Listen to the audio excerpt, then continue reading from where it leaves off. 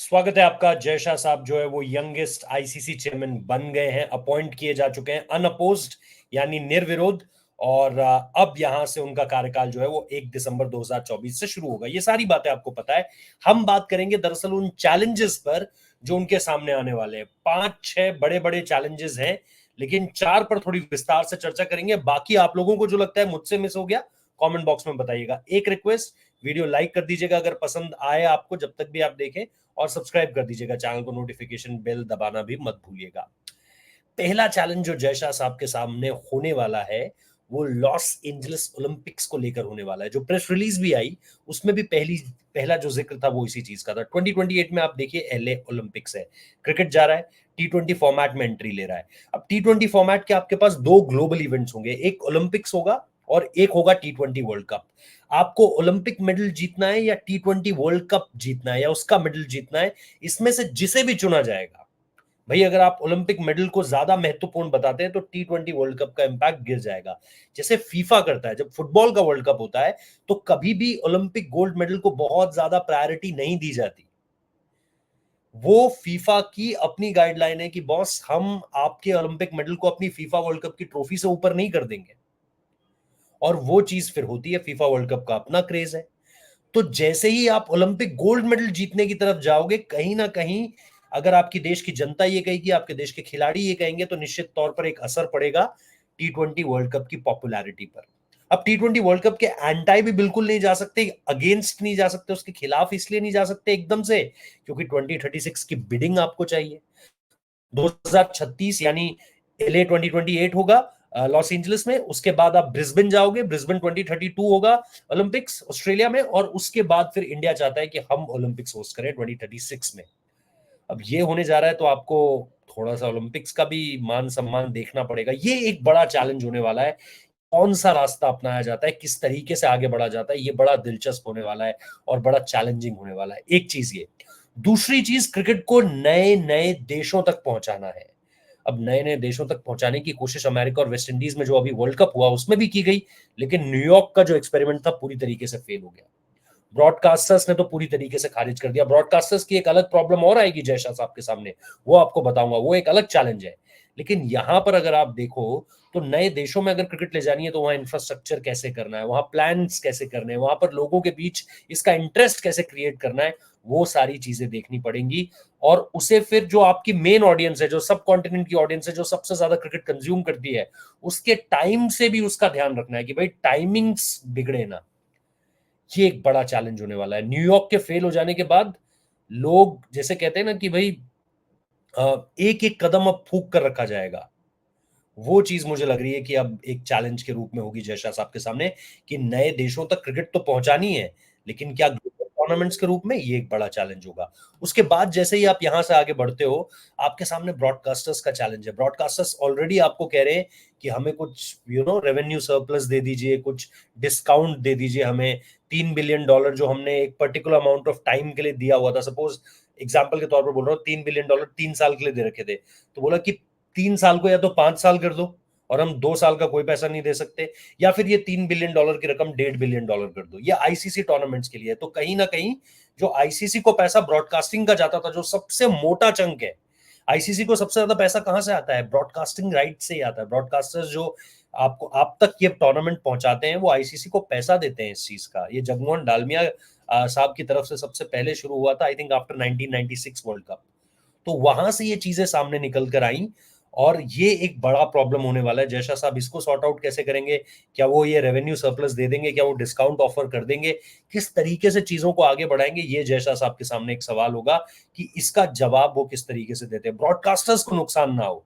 50 over का format, एक और चैलेंज जो उनके सामने होगा वो ये होगा कि भाई ये जो ओडीआई क्रिकेट का रेलेवेंस कम होता जा रहा है, ब्रॉडकास्टर्स नहीं पसंद कर रहे हैं, बहुत ज्यादा नुकसान हो रहा है लंबे फॉर्मेट को दिखाने में। इसको आप क्या विंडो देते हो, कैसी विंडो देते हो? क्योंकि चैंपियंस ट्रॉफी के ठीक बाद आपको T20 वर्ल्ड कप खेलना है, उससे पहले एशिया कप खेलना है। आप ओडीआई क्रिकेट को कैसे फिट इन करोगे? ये एक और चैलेंज होने वाला है। डिफरेंट फॉर्मेट्स को कैसे एक एम्पल अमाउंट ऑफ स्पेस दिया जाएगा कि भाई ऐसा ना लगे कि यार वनडे तो होते ही नहीं है, T20 तो होते ही नहीं है, टेस्ट क्रिकेट तो होते ही नहीं है। सबको बराबर का मौका देना। और उसके बीच में सारी चीजें प्रासंगिक भी रखना, मौजूद रखना, रेलिवेंस रखना उन चीजों का, ये बहुत ज्यादा इंपॉर्टेंट होगा जय शाह साहब के लिए।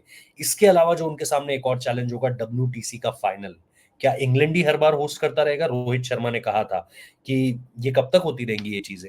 लेकिन आप WTC का फाइनल और कितनी जगह ले जा सकते हो? ऑस्ट्रेलिया टाइम मैच नहीं करेगा, न्यूजीलैंड टाइम मैच नहीं करेगा, साउथ अफ्रीका उस समय पर अलग मौसम रहता है, क्रिकेट के माकूल मौसम नहीं रहता है, टाइमिंग्स का वहां पर भी थोड़ा बहुत इशू है। हालांकि वहां पर टाइमिंग कोई बहुत ज्यादा बड़ा इशू नहीं है।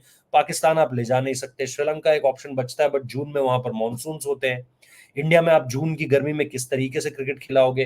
दुबई आपका जून में तो भाई आग उगलता है। तो आप ले जाओगे कहाँ? वेस्ट इंडीज ले जाओगे, टाइमिंग्स बहुत ज्यादा ऑड है। कहाँ ले जाओगे? जिम्बाब्वे ले जा सकते हो, इंफ्रास्ट्रक्चर बहुत ज्यादा बढ़िया नहीं है। तो ये एक चैलेंज होने वाला है कि अगर इंग्लैंड से हटा भी दिया जाए तो ले जाया कहाँ जाए। ये एक बहुत बड़ा चैलेंज होगा उनके सामने कि किस तरफ चीजों को ले जाया जाता है। और मेरे हिसाब से इन सारी चीजों के बीच में जो उन्होंने ये भी कहा है कि भाई टेस्ट नेशंस जो होस्ट करते हैं उनको भी एक रेवेन्यू दिया जाए, इसको लेकर के क्या इंडिया की तरफ से ही सारी चीजें जाएंगी, BCCI के फंड से ही पैसा निकालकर बाकी जगह बांटा जाएगा, या इंग्लैंड और ऑस्ट्रेलिया को छोड़कर बाकी जगह पैसा क्या यहीं से जाएगा? क्योंकि बाकी देश तो इतना कमाते नहीं है ना, ये देश ही हैं जो आपस में इन सारी चीजों को आगे बढ़ा सकते हैं। और एक जो सबसे बड़ा चैलेंज उनके सामने होने वाला है, IPL की विंडो। अब तक तो BCCI सेक्रेटरी थे, अब ICC चेयरमैन है। IPL की विंडो को लेकर के भी देखना पड़ेगा चीजें किस तरीके से हैं, कहाँ क्या फिट इन करना है। उन्होंने ये कहा है अभी यहाँ जाने से पहले कि भाई 15 दिन का गैप होगा IPL फाइनल और WTC फाइनल के बीच में। तो ये गैप उन्हें अब सुनिश्चित करना पड़ेगा क्योंकि उन्होंने कहा है। और एक सबसे इंपॉर्टेंट चीज कि ये जो दुनिया में लगातार लीग्स बढ़ रही हैं, T20, T10, दी 100, BBL, वहां LPL, उधर CPL, मतलब आप नाम लो और हर देश के पास PSL, IPL अपनी जगह पर है। इन सारी चीजों में कहीं T20 वर्ल्ड कप्स की जो पॉपुलैरिटी है या उसको लेकर के जो इंटरेस्ट है, क्या वो खत्म तो नहीं हो रहा है? क्या प्लेयर्स में वो इंटरेस्ट खत्म तो नहीं हो रहा है? वो क्या बाकी लीग्स के लिए खेलना चाहते हैं और अपने देश के लिए नहीं खेलना चाहते हैं? ये भी जय शाह साहब को देखना पड़ेगा कि और कितनी लीग्स आएंगी, और इन लीग्स का क्या T20 वर्ल्ड कप की वो जो व्यूअरशिप है उस पर असर पड़ रहा है क्या? क्या लोगों में अति हो गया क्रिकेट का कि बहुत ही क्रिकेट हो रही है यार T20 फॉर्मेट की? इसे किस तरीके से वो मैनेज करते हैं? आई थिंक ये कुछ इंपॉर्टेंट सवाल है जो हम देखेंगे जब वो यहाँ से आगे ले जाएंगे। इंडिया पाकिस्तान को लेकर, इंडिया पाकिस्तान जाएगा नहीं जाएगा, वो उनके वहां पहुंचने से पहले मेरे हिसाब से सेटल हो जाएगा। अगर आप सोच रहे हैं कि ये भी एक मुद्दा है, वो 1 दिसंबर से पहले मुद्दा सेटल हो जाएगा, मुझे ऐसा लगता है। और वो उनके लिए कोई चैलेंज नहीं है क्योंकि ये तो गवर्नमेंट टू गवर्नमेंट है। ICC इस पर कुछ नहीं कर सकता, PCB कुछ नहीं कर सकता, BCCI कुछ नहीं कर सकता इस पूरे के पूरे मसले पर। तो मेरे हिसाब से ये एक इस पर कोई डिस्कशन नहीं है बहुत ज्यादा। ये जो मैंने आपको टॉपिक्स बताए ये आई थिंक बहुत ज्यादा मौजूद होने वाले हैं। आप लोगों को क्या लगता है, कौन से, क्या मैं कोई विषय भूल रहा हूं जो उनके लिए बहुत ज्यादा चैलेंजिंग होगा, या आपको लगता है कि इनमें से कोई जो मैंने बताया इनमें से कोई चैलेंजिंग नहीं भी अगर होने वाला लग रहा है तो जरूर बताओ। वीडियो लाइक कर देना, चैनल सब्सक्राइब कर देना। बाकी आप लोगों के लिए और लगातार वीडियोस लेकर आता रहूंगा। कल प्रेस कॉन्फ्रेंस है, कल यानी 28 तारीख को 2 बजे दोपहर में प्रेस कॉन्फ्रेंस है लखनऊ सुपर जायंट्स की। गोयनका साहब करने वाले हैं, वहां से क्या निकल कर आता है इसके बारे में भी आप लोगों को अपडेट्स देंगे। रेव स्पोर्ट्स हिंदी सब्सक्राइब करना मत भूलिए, और लगातार आप लोगों को जो है वो जानकारियां देते रहेंगे, बताते रहेंगे कि क्या कुछ चल रहा है क्या नहीं हो रहा है। आप लोगों को सब्सक्राइब कर लेना, नोटिफिकेशन बेल दबा देनी है। Thank you so much for watching the video, और शेयर करिए अगर आप लोगों को पसंद आया है, और बताइए। Thank you so much.